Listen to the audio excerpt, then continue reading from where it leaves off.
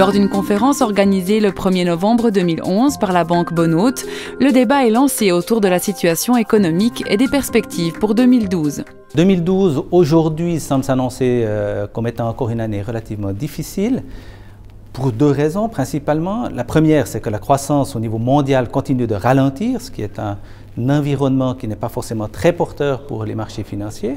Et puis la deuxième, c'est que le problème européen n'est pas du tout résolu et pourrait nous amener de nouvelles vagues, en tout cas sur le début de l'année 2012, peut-être sur l'ensemble de l'année, et indiscutablement un peu plus de volatilité sur les marchés financiers. Le monde bouge, la référence n'est plus forcément Londres, Paris ou New York.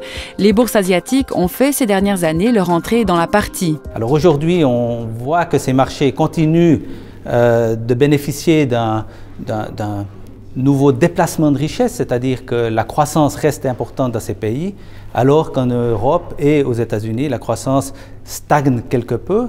Donc on a une espèce de redistribution des richesses qui s'opère au profit des pays en voie de développement. Nouvelle donne également, les médias prennent toujours plus de place dans le paysage boursier. Aujourd'hui, avec les médias électroniques, la nouvelle arrive de manière instantanée sur tous les téléscripteurs et donc est immédiatement retranscrite dans tous les médias. Médias électroniques ou médias papier le lendemain, la télévision. Étant donné que tout le monde a l'information au même moment, tout le monde réagit également au même moment, ce qui augmente la volatilité des marchés. Les médias sont omniprésents. Selon Roger Devecq, toujours optimiste, un investisseur bien informé en vaut deux. Les marchés et les médias sont tous les deux tributaires de l'information. Les acteurs sur les marchés qui sont mieux informés que d'autres, d'habitude, font de meilleures affaires. Et puis les médias s'intéressent bien entendu au marché, indépendamment du fait qu'ils participent eux aussi à un grand marché, le marché des médias. Il est possible que parfois les médias en tant que tels, ou bien instrumentalisés par certains acteurs du marché, influencent la bourse, mais il est rare que les médias soient une voix qui s'élève, ils sont plutôt un haut-parleur.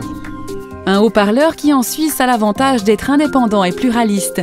Que l'on soit simple citoyen, politicien ou analyste économique, en conclusion, Roger Devecq souligne qu'il faut rester fidèle à ce journalisme qui permet d'analyser un monde en mouvement et toujours plus complexe.